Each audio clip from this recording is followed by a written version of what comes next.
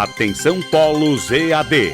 Após o top de 5 segundos, mais educação, ciência e tecnologia no ar.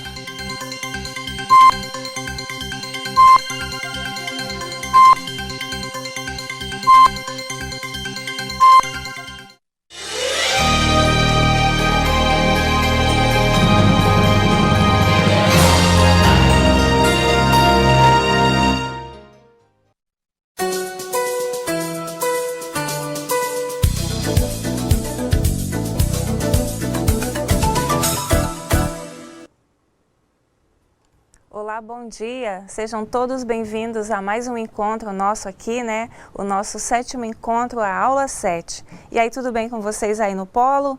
Todo mundo animado para mais uma etapa de formação? Então, vamos lá apresentar a nossa programação para hoje. Nosso roteiro de aula, ele compreende, né, os objetivos da aula, que veremos no próximo slide. Hoje, vamos estudar as unidades 10 e 11 do nosso módulo. Faremos uma contextualização referente às 2 unidades estudadas, faremos um resumo, atividades de sala e tiraremos as dúvidas posteriormente. Quanto aos objetivos da nossa aula de hoje, das 2 unidades, eles visam compreender os princípios que devem reger as atuais práticas de gestão na educação básica, segundo a política educacional vigente, e também compreender o processo de gestão da escola, contribuindo para a elaboração, implementação e avaliação da proposta pedagógica escolar. Então, observem aí os nossos objetivos para o evento de hoje, para a nossa atividade de hoje. Seguindo, pessoal, vamos à unidade 10, a primeira unidade a ser trabalhada. O tema dela central é identidade profissional e o projeto político-pedagógico. Então, observem aí que nós teremos 2 pontos extremamente importantes para conversarmos hoje: a identidade profissional e o projeto político-pedagógico. Bom, é bom sempre lembrar que seguimos o nosso módulo, que é o nosso material base para estudarmos e fazermos as reflexões. Então, nesse sentido, nós iremos percorrer a sua escola e refletir sobre a identidade profissional e o fazer profissional educacional. Para isso, nós temos aqui um questionamento: quais são os espaços educativos e como eles são aproveitados? Que tipo de formação profissional a merendeira, a secretária, o vigia, o inspetor de estudantes, o caseiro e os auxiliares devem adquirir para que possam reafirmar sua identidade profissional? Então, observem aí que são 2 questionamentos importantes. Como você observa? Como você avalia? Quais são as suas respostas para esses 2 questionamentos? Quais são os espaços educativos e como eles são aproveitados? Olha só, nós já vimos em aulas anteriores que o processo educacional, a educação, como diz o Carlos Rodrigues Brandão, ela se dá em diferentes espaços. Referente a essa pergunta aqui, quais são as suas leituras referente a ela? Como você percebe dentro da instituição escolar esses espaços educativos? Você já observou que o vigia, por exemplo, ele ao recepcionar a comunidade, ele também é uma pessoa extremamente assim, importante nesse momento? Então, observe que o vigia, ao receber os pais, os alunos e os servidores, ele também ali com a sua paciência, com a sua tranquilidade, ele também pode fazer essa forma, né, de trabalhar nesses espaços. Da mesma forma, a merendeira, a pessoa que trabalha na secretaria, enfim, cada um de vocês tem um papel importante nesse sentido. Avançando aqui, o que demonstra na categoria profissional sua identidade? Em que medida o projeto político-pedagógico pode contribuir para transformar o fazer profissional dos funcionários numa educação para a emancipação? Então, aqui nesse slide, novamente, alguns questionamentos referentes a isso. Referente à identidade, né, profissional e a educação nessa qualidade de ser emancipadora. Muito bem, pessoal. Nesse sentido, nós observamos aqui a democracia. O que vem a ser a democracia? É um sistema de governo onde o poder de tomar importantes decisões políticas está com o povo, para usar uma frase famosa: democracia é o governo do povo para o povo. E democracia se opõe às formas de ditadura e de dominar de forma total, né? Onde o povo, o poder reside em uma elite autoeleita. Então observe aí essa questão da democracia, né? Agora, uma outra coisa importante. Observe que nós entramos agora com essa definição de democracia e lá na frente você vai entender por que hoje acontece nas escolas, através da gestão democrática, a questão da democracia. Aqui você vai observar um pouco dessa parte histórica. Então vamos lá. A partir de 1985, muitas lutas se efetivaram com a vista ao retorno à democracia. Esse processo foi fruto da conquista lenta e histórica construída por meio da luta dos trabalhadores e dos movimentos sociais e populares. Nesse sentido, em todo o país ocorreram manifestações em defesa da democracia e o sentimento de muitos expressava o desejo de vivenciar a cidadania. É importante destacar aqui que vimos já de uma forma mais detalhada em aulas passadas, referente a essas conquistas, os movimentos, a participação do profissional da educação nos sindicatos. Então, dessa forma, ela vai se organizando e estruturando, fazendo com que o cidadão participe desses momentos de luta. Agora, a gente observa o seguinte: em todas as regiões passaram a receber muitos estudantes no período diurno e noturno com atitudes ativas. Também é verdade que as empresas nacionais ou internacionais cada vez mais passaram a exigir trabalhadores com escolaridade básica, que soubessem realizar tarefas mais complexas, jovens e adultos, procurar a escola pública em busca de um diploma. Adultos retornaram às escolas ou procuraram cursos de capacitação e profissionalização.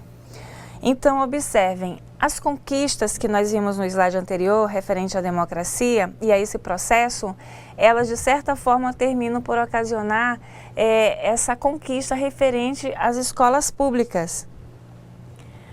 Nesse sentido, é contemplado também as lutas sociais. Elas abriram as possibilidades de democratização da sociedade e da escola pública. Essa atuação dos movimentos populares e sindicais, bem como das entidades acadêmicas e das associações científicas, elas pressionaram os governos a adotar políticas de inclusão social. Esses movimentos, que nós também já estudamos de uma forma bem detalhada, os movimentos populares, eles protestavam e propunham caminhos de resistência e de contestação ao modelo de desenvolvimento econômico vigente. Houve, de certa forma, por toda parte, movimentos populares que reivindicaram a democracia, o emprego e os direitos humanos e sociais. Então, olha só, referente a essas lutas sociais, observem aí essa organização, as conquistas, o princípio, a filosofia, tudo isso é agregado a essa parte em que ela se organiza e também referente até mesmo à importância que ela tem nos dias de hoje. Essas lutas sociais, vocês sabem que elas se representam em fatos históricos, são também fatos atuais e a gente observa que elas são muito presentes também nesse contexto atual. Os constituintes de 1988, eles captaram as aspirações nacionais em defesa dos direitos humanos e sociais, de tal maneira que o movimento pela democratização envolveu todo o país.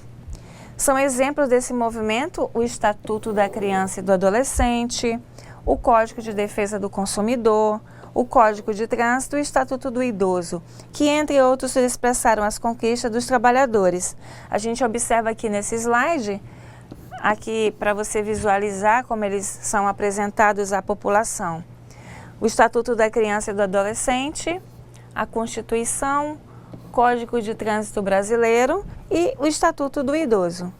Então, observe que esses documentos para eles serem oficializados, eles passaram por toda uma leitura, por toda uma estrutura e toda uma organização. E hoje você tem esses documentos aí presentes na sua escola, no dia a dia de outras pessoas também, que eles servem de respaldo, até mesmo para você ter uma base para executar o teu trabalho. No nosso caso aqui, como educadores, os que são mais utilizados são o Estatuto da Criança e do Adolescente e a Constituição. São documentos que o gestor ou a equipe que trabalha na escola precisa ter conhecimento para entender os direitos e deveres.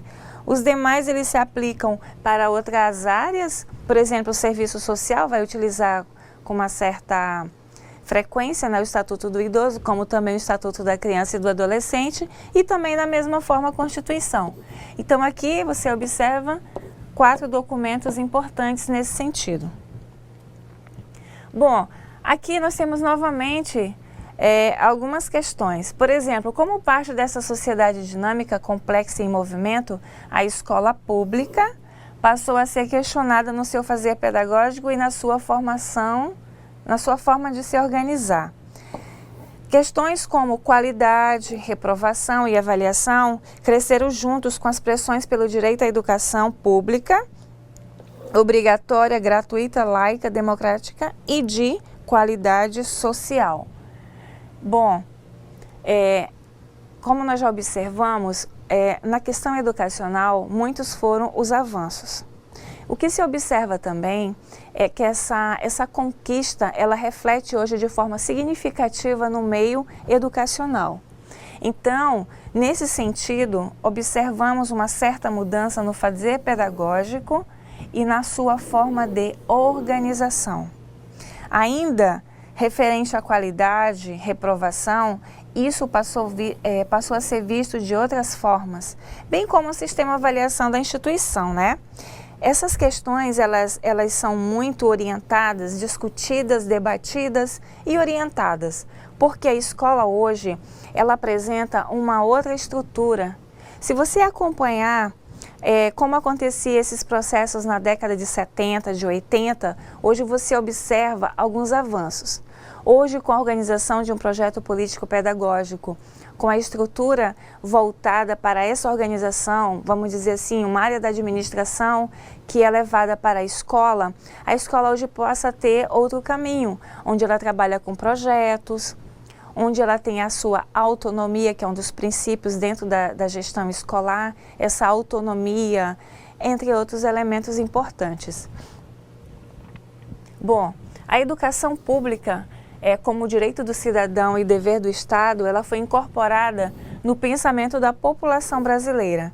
Além disso, a Constituição Federal de 88 e a Lei de Diretrizes e Bases da Educação Nacional, que é a 9394 do ano de 96, nos artigos 7 e 14º, elas instituíram os parâmetros da gestão democrática. Ou seja, some-se ainda um movimento organizado das entidades para a construção do Plano Nacional de Educação. Essa proposta da sociedade brasileira, ela vem construindo nos congressos de educação e que apresentou outra alternativa de gestão da escola. Então, existe toda uma orientação legal para como deve se proceder até então para se fazer essa gestão na escola. Hoje, o diretor, o gestor da escola, ele tem toda uma orientação legal, jurídica, para fazer o seu trabalho. Ele não vai fazer de forma aleatória, mesmo porque hoje se fala muito em gestão democrática, ou seja, a comunidade participando de forma coletiva, atuante e participativa. São os elementos importantes. Hoje, os dirigentes escolares são eleitos através do voto direto, seja do servidor, do aluno e dos pais dos alunos. Então, são 3 segmentos que escolhem os seus representantes. Nesse sentido, se buscou ainda essa nova forma de gestão da escola. Continuando, então, na própria dinâmica social e nos espaços públicos surgiram os seguintes questionamentos. Por que a organização vertical da escola, a centralização das decisões? Como podem ser as formas de participação dos sujeitos da comunidade escolar? Será que a escola tem autonomia?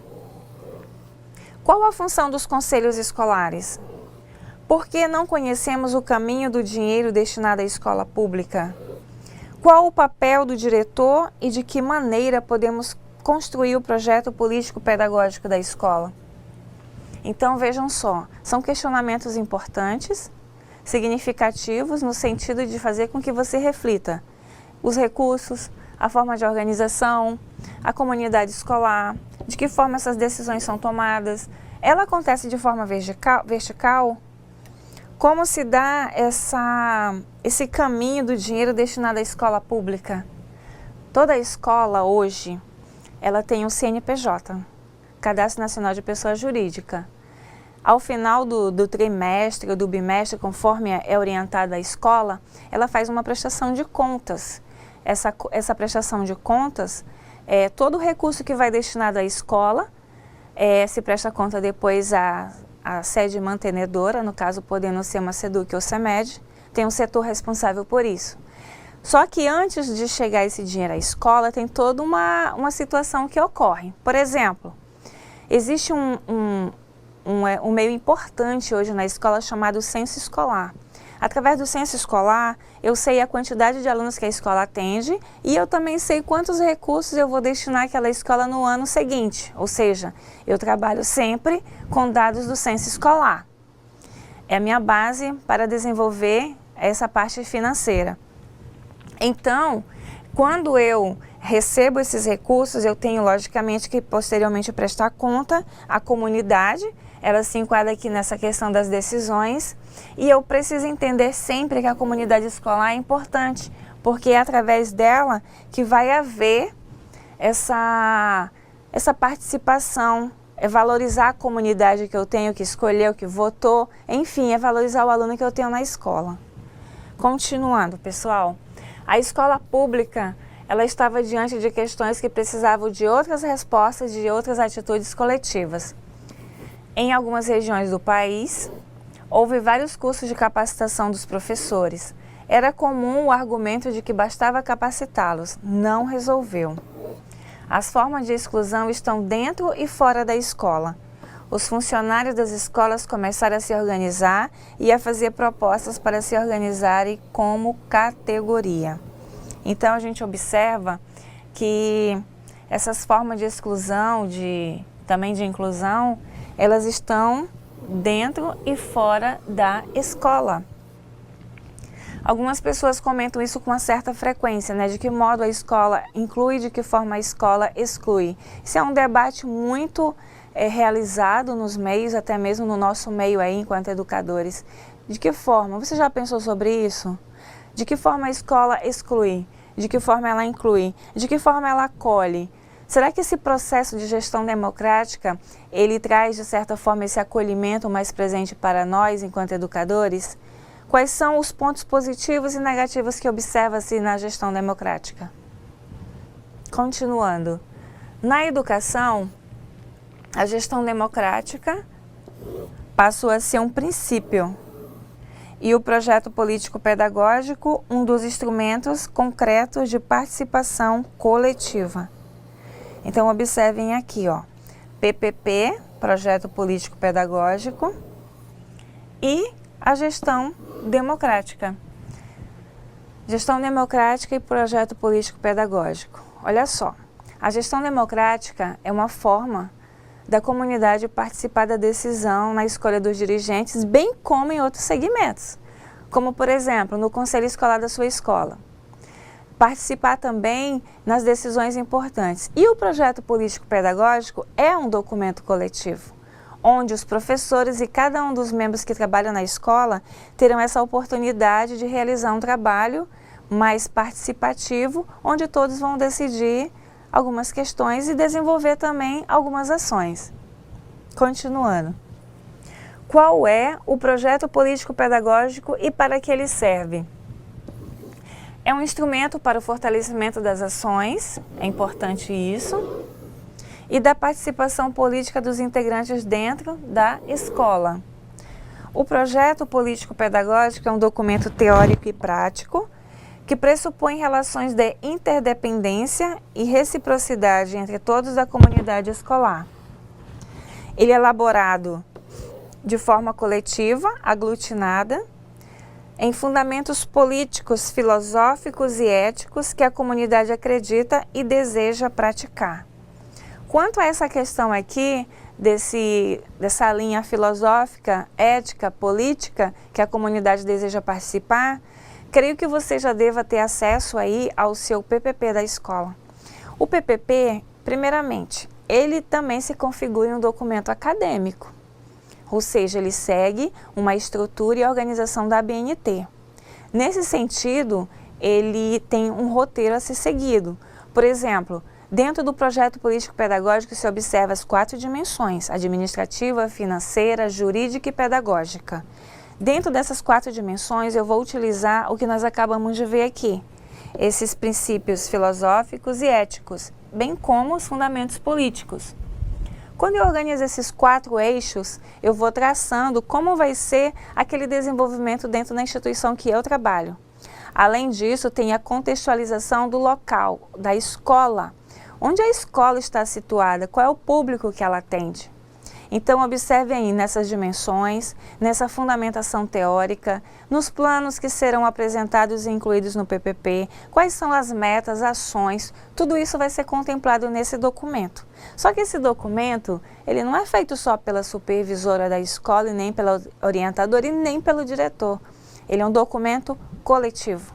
E aqui você observou, é um documento teórico e prático, mas ele também é um documento que configura participação.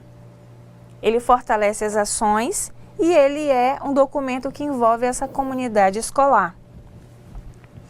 Bom, por que essa questão toda? Primeiramente, no governo de Getúlio Vargas, que nós já vimos em uma das nossas aulas, criou-se pelo decreto 18.850, de 11 de abril de 1931, o Conselho Nacional de Educação, onde esse mesmo foi extinto em 1960. Depois, em 1964, criou-se pela Lei 4.024 de 1960, o Conselho Federal de Educação, com 24 conselheiros, todos de livre escolha do governo. Este conselho funcionou até outubro de 94 e depois, em 95, pela Lei 9.131, foi instituído o atual Conselho Nacional de Educação, dividido nas câmaras de educação básica e superior, com 50% de conselheiros de livre indicação do governo e outros 50% escolhidos dentre listas indicadas por entidades e sindicatos nacionais nomeados pelo governo federal. Alguns estados e os municípios procuraram pôr em funcionamento, antes de 88, experiências de conselho escolar. Então, referente ao conselho escolar, você observa o seguinte: qual foi essa organização para se chegar até agora? Então, você percebe aí, né? Continuando. Portanto, você pode observar que existe dentro da escola espaços educativos onde todos podem e devem participar, educar de forma mútua, propor e modificar a sua realidade. Ao trazermos para a nossa conversa o PPP, o projeto político pedagógico, temos que também falar sobre os conselhos escolares e sua importância. Vamos começar com um pouco da história para que possamos compreender. Muito bem. Pegando aqui o foco dos conselhos, vamos partir do princípio gestão democrática. Ela adquire concretude na disposição da comunidade escolar, de definir o seu projeto político-pedagógico na disposição de assumir posições e atitudes coletivas e integradoras. Na escolha, responsável de afirmação da natureza pública da educação, como o bem de todos num contínuo exercício de democracia e justiça social. Aqui nós temos um pequeno esquema onde a gestão democrática como centro, fazendo aqui os links com a autonomia, a participação também se dá através dos conselhos, a transparência e a valorização dos sujeitos. Esses sujeitos são todos aqueles que participam desse processo da gestão democrática, servidores, pais, alunos, comunidades, enfim.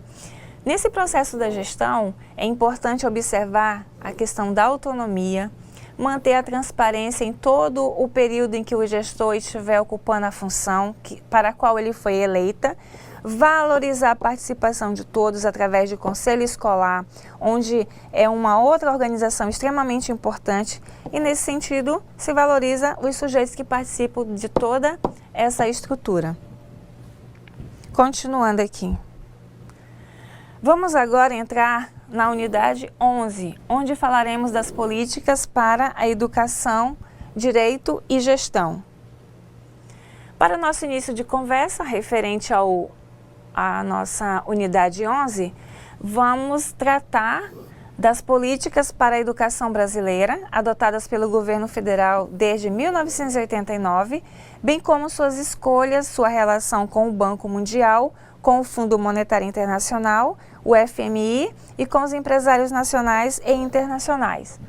Observa aí, pessoal, que associado ao que nós vimos na unidade 10, referente a essa participação através do PPP, dos conselhos escolares e da gestão democrática, veremos agora essa questão desses recursos, né, essas políticas para a educação brasileira adotada pelo governo federal. Muito bem, em 89, em Washington, nos Estados Unidos, realizou-se um evento com os governos e ministros de vários países capitalistas, desenvolvidos para decidir o que fazer com aqueles cuja economia crescia num ritmo muito lento.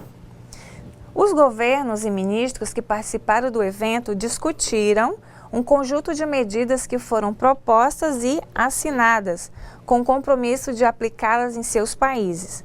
O evento, ele ficou conhecido como Consenso de Washington. O Brasil esteve presente com seus representantes e assinou o documento com as medidas a serem implementadas. Nesse sentido, se observa que a educação, ela não é mercadoria. É sim um direito humano, universal e social de homens e mulheres em todas as idades. Que o financiamento público para o ensino e pesquisa não deve basear-se apenas no valor do produto que se vende no mercado a todo instante. Deve-se pautar-se também pelo valor social e pela possibilidade de melhoria das condições e de qualidade de vida da população.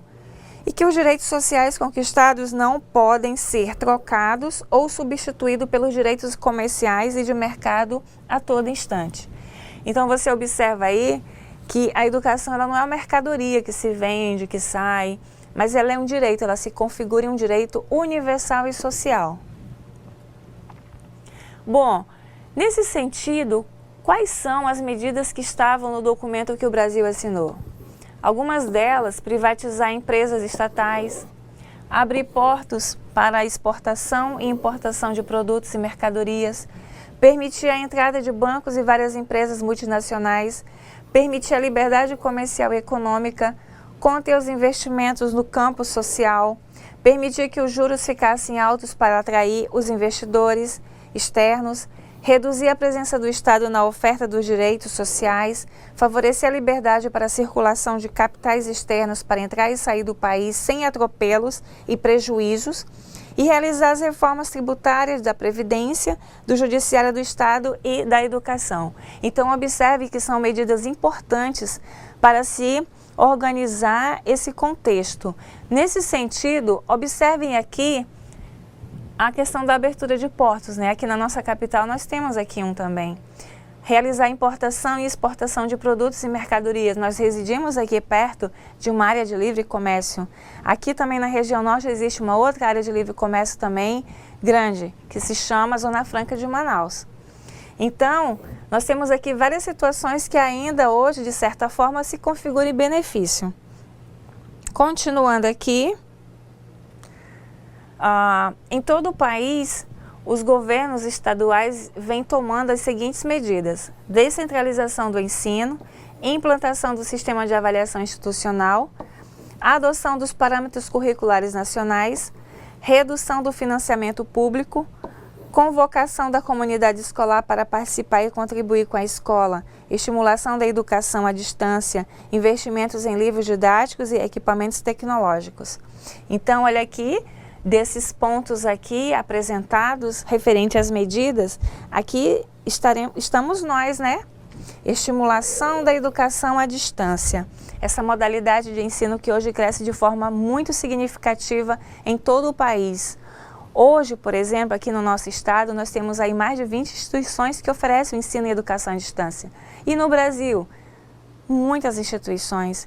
Hoje ele vem sendo valorizado, vem sendo bastante incentivado.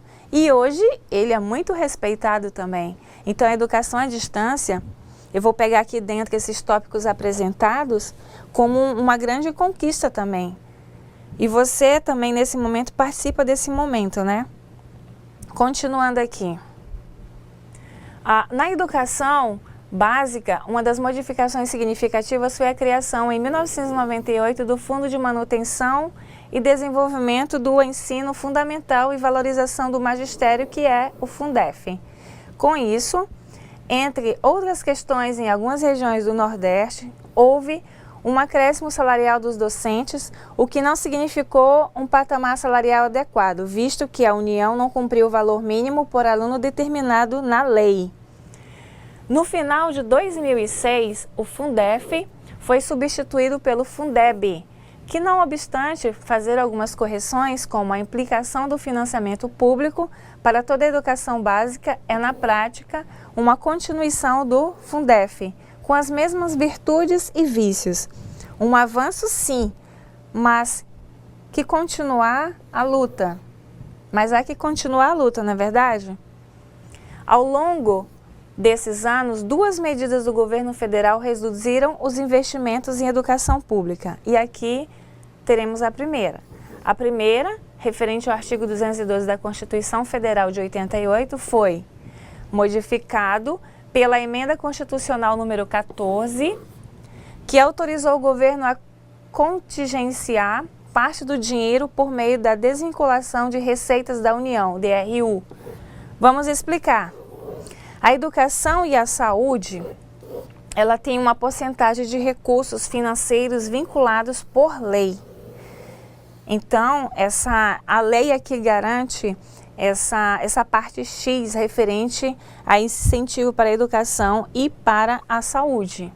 Somente os impostos cobrados entram no cálculo dos percentuais para a educação. Por isso que dizem, o Brasil é um país que se paga muito imposto. E para onde vai esse imposto? Aqui você já observa para dois segmentos, educação e saúde.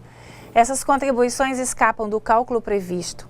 Dessa maneira, subtraídas as contribuições e a isenção de impostos, negociados com os empresários, diminui o montante de recursos financeiros para a educação básica e para o ensino superior. A educação profissional e tecnológica também houve modificações nesse sentido, focando as duas.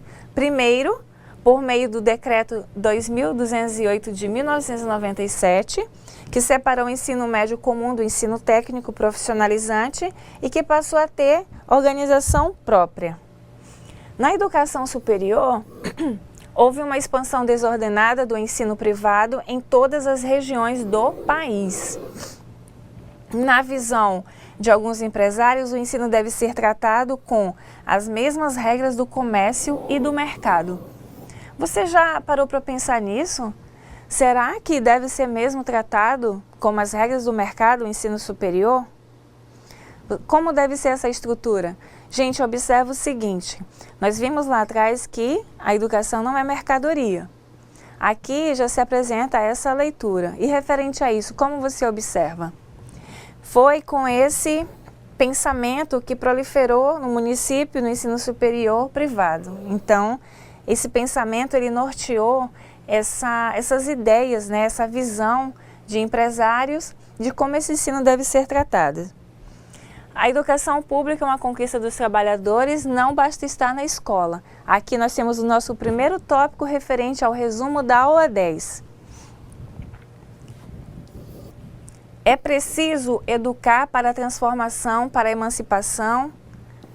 Trabalhadores pertencentes a uma classe social dentro da sociedade capitalista possuem direitos individuais e sociais. Novamente aqui a gente frisa a questão dos direitos sociais, dos direitos adquiridos, dessa conquista, desses movimentos, enfim, a gente observa isso. As lutas por direitos não são apenas de quem trabalha na educação. professores ou funcionários, mas de todos os trabalhadores organizados em seus sindicatos, associações, confederações ou nos movimentos populares, que lutam em defesa de melhores condições salariais de vida e de trabalho em qualquer atividade que exercem. Então, gente, observe aí a importância dessa organização, né? Desse movimento, dessa filosofia, como eles se organizam, como eles pensam. Nesse sentido, se observa isso também. Continuando aqui o resumo da aula 10, a escola que queremos não temos é a que apoia os trabalhadores, inclusive os funcionários da escola, na transformação da sociedade tão desigual em uma sociedade mais justa. E os trabalhadores não esperam as mudanças, mas é por meio de suas lutas e organização que as mudanças se realizam. Então, organização, mudança, esses pensamentos, tudo isso norteia essas mudanças que vão ocorrer, tá certo? Bom, resumo agora da unidade 11, que foi a nossa segunda unidade trabalhada. Nesta unidade, estudamos que o mundo capitalista está sendo reorganizado pela ideologia neoliberal que se propõe revitalizar o capitalismo de forma a preservar a divisão estrutural de classes sociais. Então você observa essa questão que ela é significativa e ao mesmo tempo reflexiva.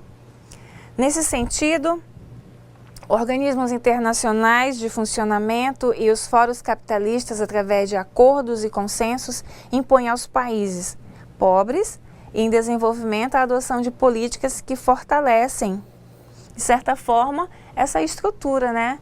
Elas são elaboradas e estipuladas de uma forma e elas terminam por favorecer outros elementos também. O capital internacional fragilizam as políticas públicas sociais, como a educação é um direito social que absorve em geral a maior fatia percentual dos orçamentos públicos, quase sempre está nos alvos de quem tem interesse em diminuir o papel do Estado. E a educação é um direito social e sempre uma conquista, mesmo que há muitas pessoas que não têm ou ainda não tiveram acesso a ela. E outros já passaram por ela e não aprenderam. Também há aqueles que têm interesse em transformá-la em mercadoria, o que exige das organizações sociais estar de prontidão para defendê-la e ampliar esse direito com qualidade social.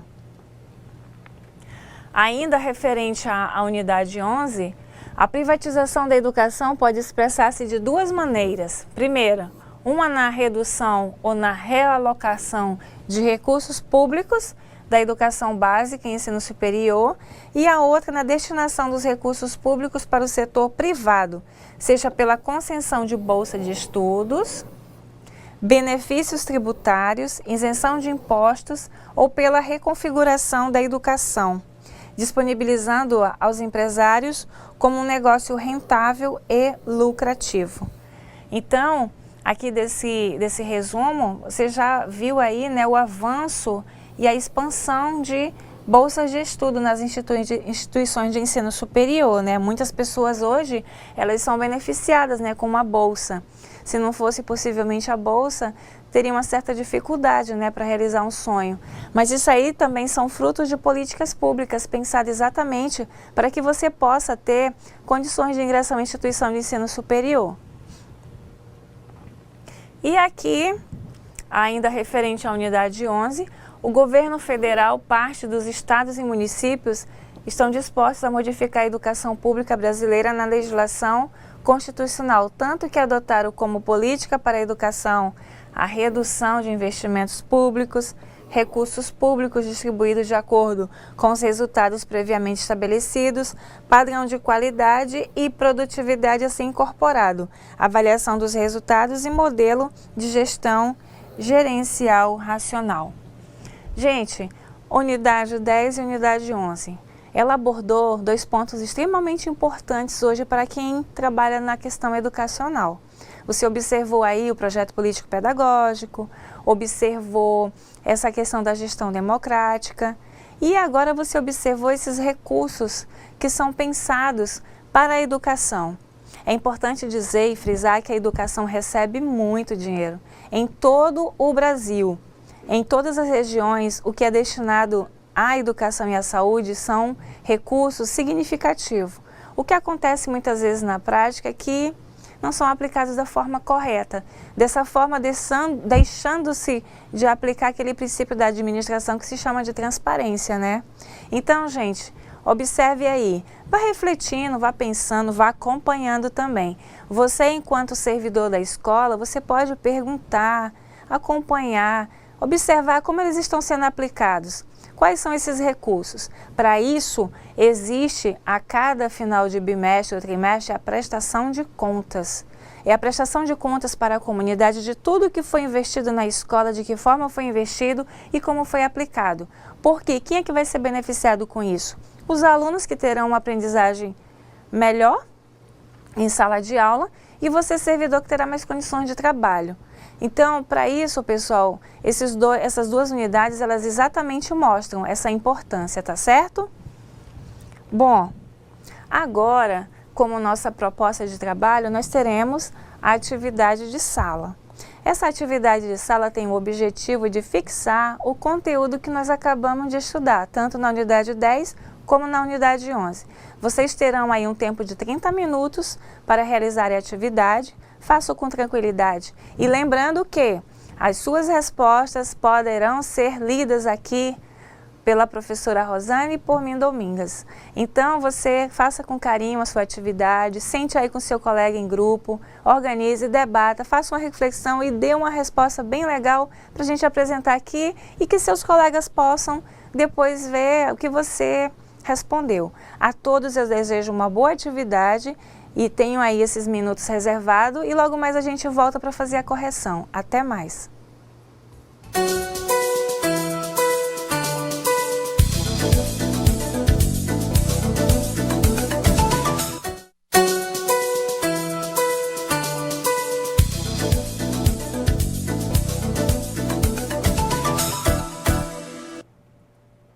Bom dia, estamos de volta a mais uma aula de educadores e educandos, né, ao vivo aqui nos estúdios com o professor Leonardo Rocha. Bom dia, dá um oi pro pessoal.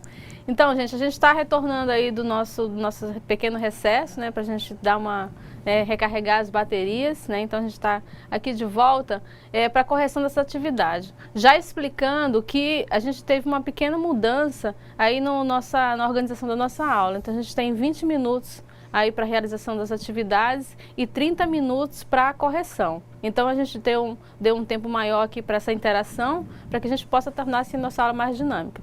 Então vamos para a primeira questão. Então foi pedido aos alunos, em grupo, responda as questões abaixo. A questão 1. Quais as vantagens da gestão democrática para a educação?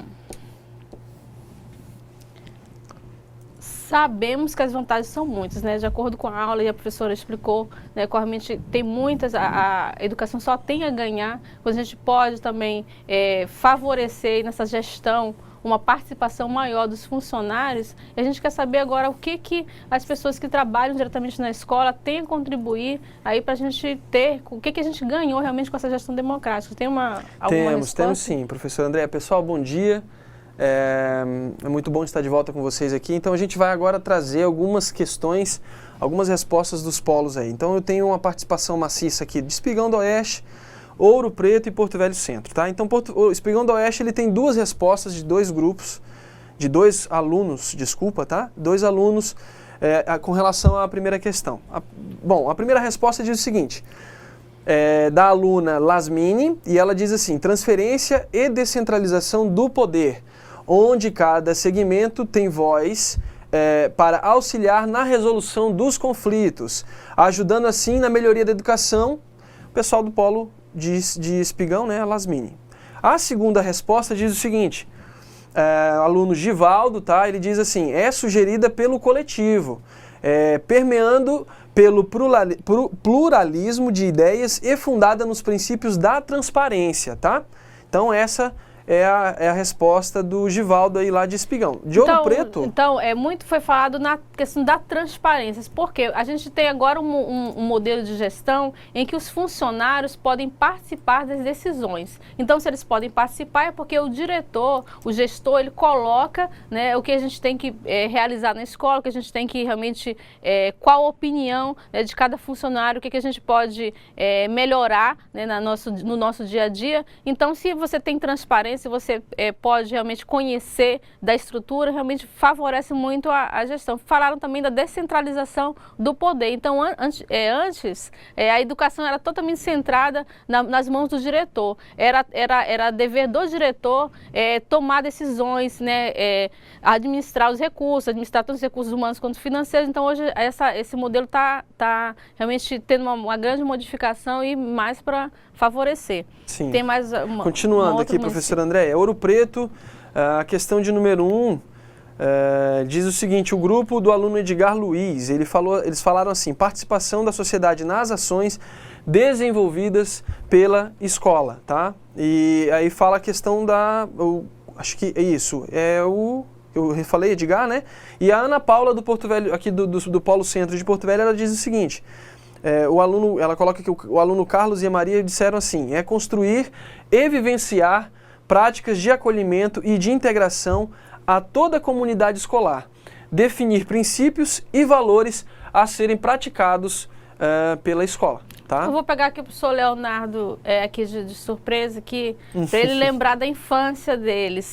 Quando ele estava na escola, se a figura do diretor era uma figura assim, bem acessível, você via constantemente, Não. ou você tinha um contato com o diretor só quando você aprontava, né, quando você fazia alguma estripulia na escola. Era uma figura acessível, como é hoje? Não, professor André, eu acho que fica claro essa coisa da democracia na escola, porque realmente eu só tinha contato com o meu diretor quando era para ter algum problema, quando era para resolver algum problema, quando era para chamar meus pais, enfim. E eu estudei disciplinas que não existem mais hoje, e que realmente você via o diretor da escola ou no momento cívico, que era uma prática que hoje também é difícil você encontrar, né? Ou então quando tinha algum problema com a direção, que aí realmente ele aparecia em cena. Então, nesse novo modelo, essa figura centralizadora, que impõe poder, medo, ela está mudando. Então, a gente tem que realmente ter esse contato com o aluno, com a comunidade, com os pais, ser uma figura mais acessível, né? Uma figura mais acessível para o funcionário poder apresentar suas dificuldades na organização da escola, da rotina escolar. Então, essa figura aí realmente foi deixada para trás, pelo menos deve ser deixada para trás, né? A gente sabe que ainda tem muitas escolas ainda que o diretor ele se impõe dessa forma, então a gente aqui está buscando realmente mudar essa forma. Eu tenho mais aqui, professora. Vamos ler. Posso ler? Pode apresentar. O pessoal de Costa Marques manda um alô, diz que está gostando da aula e aproveita para mandar a questão de número 1, né? A tutora Lucineide postou assim: as vantagens da gestão democrática para a educação só têm a favorecer, pois possibilita a participação de todos nas decisões a serem tomadas, sejam elas administrativas, financeiras ou pedagógicas. Porém, e ela disse, né, porém, ainda temos muito que melhorar, uma vez que tanto se fala em gestão democrática, mas apenas no falar e não ainda na prática, na ação. Concordo foi com a aluna? A tutora Lucineide postou lá do Polo de Costa Marques. Exatamente. A gente sabe que essa gestão democrática, ela tem que servir esse modelo de participação dos funcionários, de participação da comunidade. A gente sabe que ela é garantida em lei. Mas na prática, infelizmente, a gente tem muitas escolas ainda que estão resistentes a esse novo modelo. Porque gestão democrática não é só eleição para diretor, né? Não é só você ter uma possibilidade de escolher a pessoa que vai administrar, porque se for só isso, a gente vai trocar um pelo outro. A gente precisa que as pessoas realmente participem das decisões. E não é fácil, porque às vezes a gente faz uma reunião setorizada, uma reunião apenas com o pessoal da limpeza, apenas com o pessoal da merenda, apenas com o pessoal da equipe técnica. Porque a gente faz essa reunião setorizada se a gente precisa da opinião de todos, a opinião em conjunto. Se todos são educadores, a gente precisa fazer uma reunião com todos, porque um trabalho influi no trabalho do outro. As pessoas que trabalham, que não são docentes, docentes, elas precisam participar também das decisões pedagógicas, porque todos são influenciados por ela. Então, a gente realmente é um trabalho que é longo, mas é que a gente não pode desistir para a melhora da nossa educação. Tem a questão 2, professor, é como os funcionários de escola podem atuar nessa gestão democrática que a gente está falando aqui da educação. Como é que eles podem se posicionar, melhorar? Então, nós temos aí algumas contribuições, professora Andréa. Vamos novamente aqui na nossa organização. Eu vou começar por Espigão do Oeste, tá? A tutora Renata postou o seguinte, do aluno Givaldo. Para a questão de número 2, ele diz assim: tendo participação efetiva nas ações e decisões relevantes da gestão escolar, dando suas contribuições enquanto coautores desta. Tá? O aluno Givaldo coloca isso aí. Uma contribuição que a tutora Isimar postou agora, referente à questão de número 2, ela coloca assim: inserindo-se nos conselhos escolares, né? Ainda de Ouro Preto tem outra participação, o grupo do Almir, ele coloca assim: participando na elaboração do PPP, no conselho escolar e como conselheiro ou na escolha do mesmo, tá?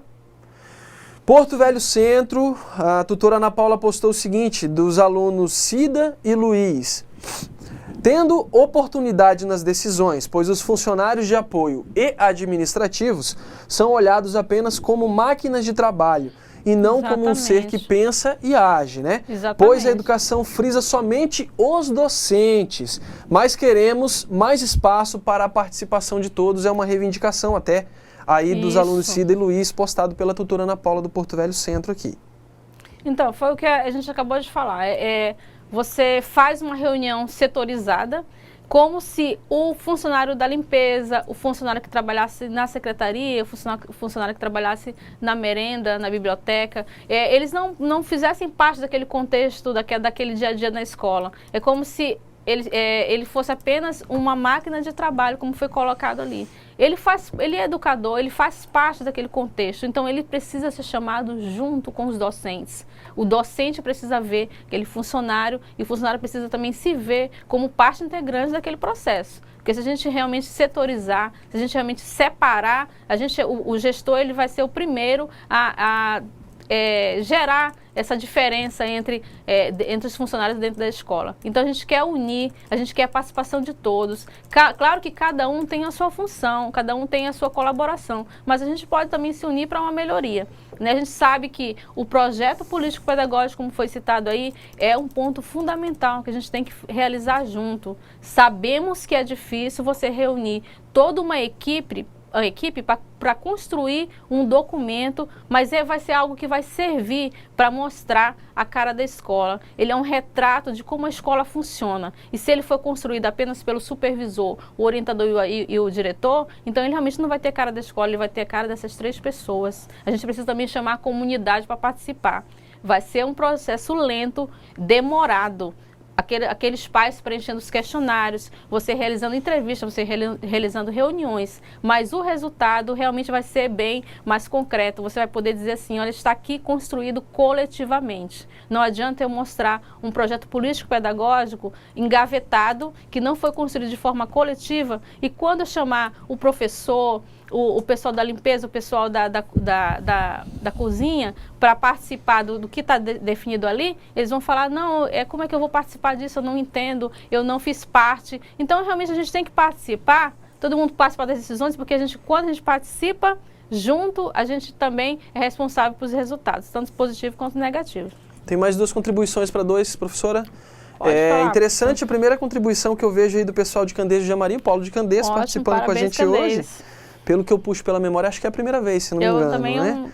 Professora Jaqueline, a tutora Jaqueline, ela diz assim: ainda não temos essa oportunidade, pois nós, funcionários de apoio administrativo, somos vistos apenas como máquinas. Ela vem reforçar, na verdade, né, a reivindicação do outro grupo.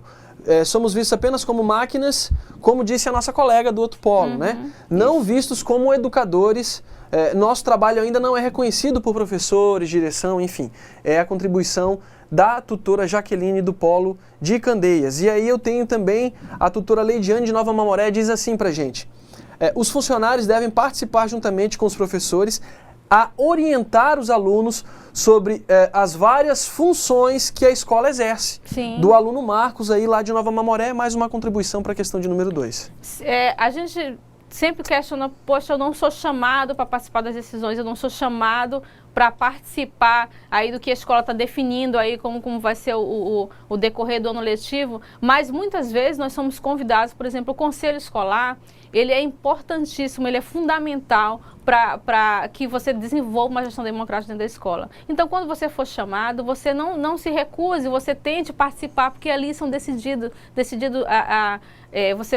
como você vai administrar os recursos, como você vai organizar o espaço educacional. Então, é fundamental que você participe. Muitas vezes as pessoas se recusam, porque não, eu não quero participar, não é política, eu vou ter que assinar, eu vou ter que assinar cheque, eu vou ter que participar, e eu não quero fazer isso, eu não quero fazer parte, às vezes eu não vou ganhar nada com isso, e você vai ganhar muita coisa. Você vai ser uma voz do seu setor dentro daquela organização. Então, é fundamental que você participe. O conselho escolar, ele precisa ser fortalecido para que a gestão democrática também possa. Mais uma contribuição? Para a gente fechar e passar para o próximo? A gente tem mais uma? Tem mais uma. Então, vamos A aluna Vera de Ouro Preto, ela diz o seguinte, participando ativamente das reuniões realizadas na escola, expor opiniões construtivistas para a educação de qualidade, é a opinião da aluna Vera aí do Polo de Ouro Preto. Ok, tá? Obrigada, Vera. Então, vamos passar para a próxima questão, a questão 3. A construção do projeto político-pedagógico é uma forma da escola se organizar da melhor maneira para que todos participem e assumam as decisões. Discuta com seus colegas como a sua escola encaminhou o processo de reelaboração do projeto político-pedagógico no ano anterior. Organize a reflexão e a registre no memorial. Também é importante que a gente registre todas essas informações aí no memorial.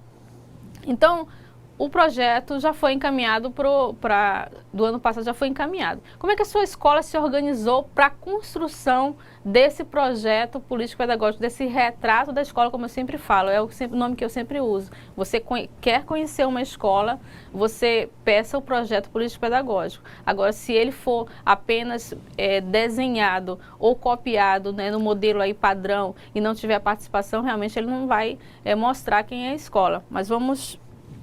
contribuição, não temos ainda. Eu queria que vocês socializassem com a gente, porque a gente tem realmente muita dificuldade na elaboração do projeto político-pedagógico. Você também tem esse período de você reelaborar, né, e encaminhar, porque a gente tem um período de 3 anos aí para a gente poder trabalhar com esse projeto e depois, por esse período, a gente vai reelaborar, né, fazendo uns acréscimos, a gente pode retirar algumas coisas, acrescentar outras, mas esse período aí é um período realmente que 3 anos de vigência. Então, o que vocês podem contribuir, né? Vocês estão na escola, vocês estão vivenciando aí o que foi determinado dentro do projeto, traga para a gente socializar aqui. Chegou alguma pessoa? Ainda não.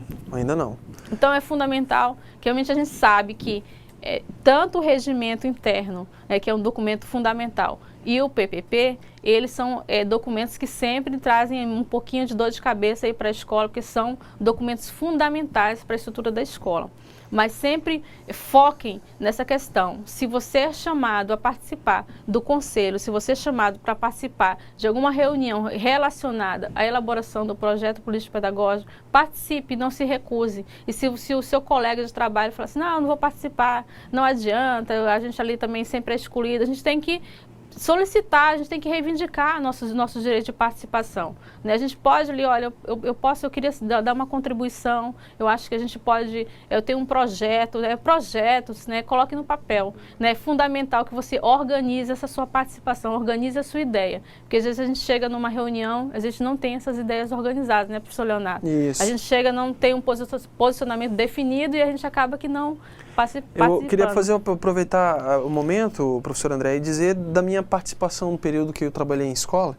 Diga, e eu acho ótimo. que é uma deficiência que nós temos, eu acho que é uma coisa até para quem está nos polos aí pensar e contribuir na sua escola como trabalhar essa deficiência, né? Eu acho que todo bom projeto, ele parte de uma realidade, ele parte de números, ele parte de alguma coisa que contribua para você dizer, ó, ele é um instrumento basicamente que vai dar um norte, que vai dizer para a gente assim, ó, a escola definiu que quer chegar nesse ponto, num determinado espaço de tempo, enfim.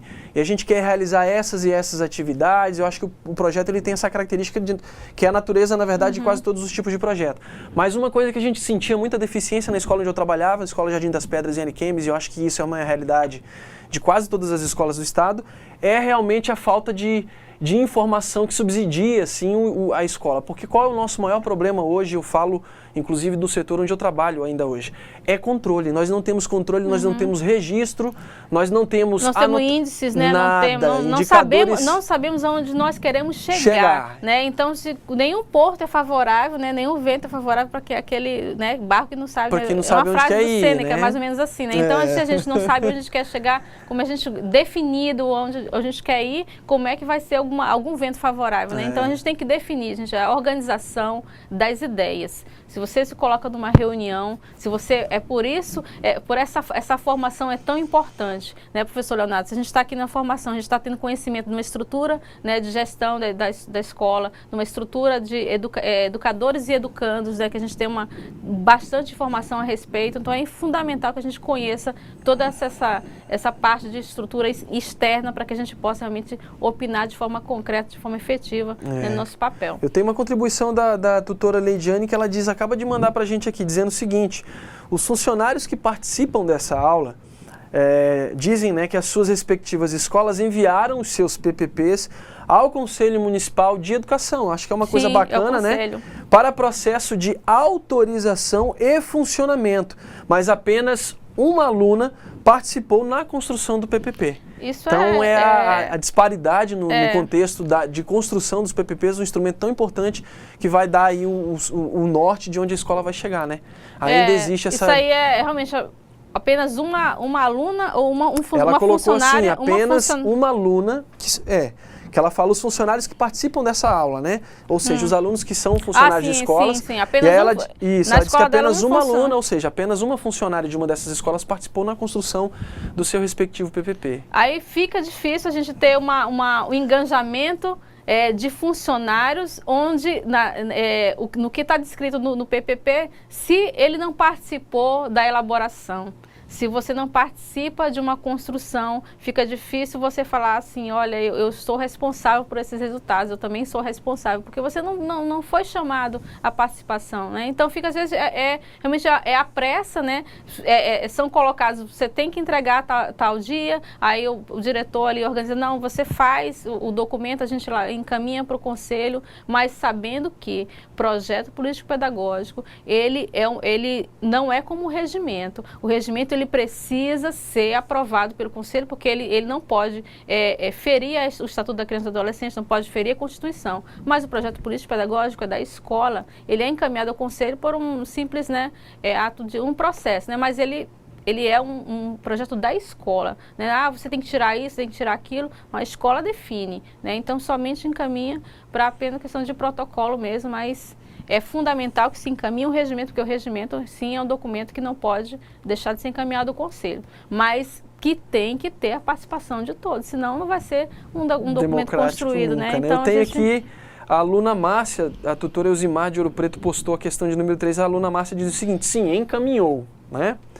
Devemos participar na organização e sistematização do trabalho escolar, compreendendo o pensar e o fazer da escola por meio de ações integradas, que eu acho que é uma outra coisa que a gente precisa bater. Eu acho que não é o momento, mas é para o pessoal pensar a dificuldade que nós temos ainda hoje de integrar as ações escolares.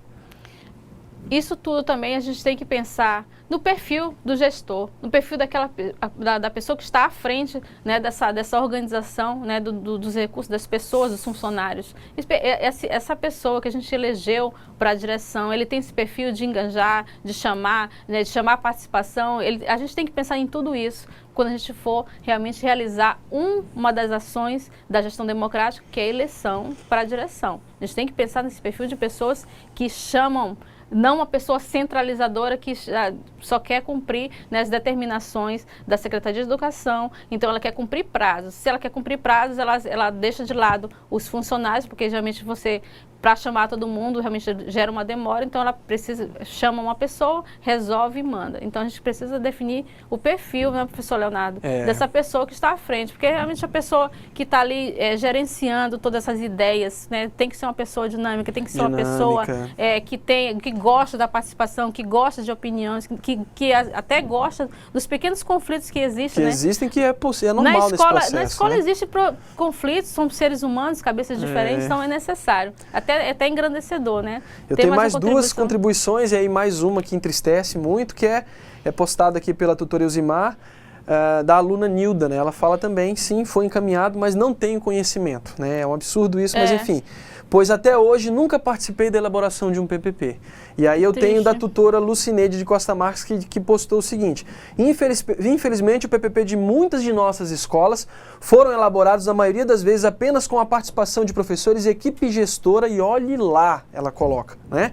Pois às vezes nem isto, porém, muitas das vezes a escola não consegue parar um dia, pelo menos, para sentar com toda a comunidade para a elaboração do mesmo. Às vezes, por exemplo, as aulas são suspensas por X motivos e quando necessitamos deste momento, não conseguimos. É mais um problema, né? É a questão de parar a aula, como ela citou, né? Essa aluna, qual é a aluna?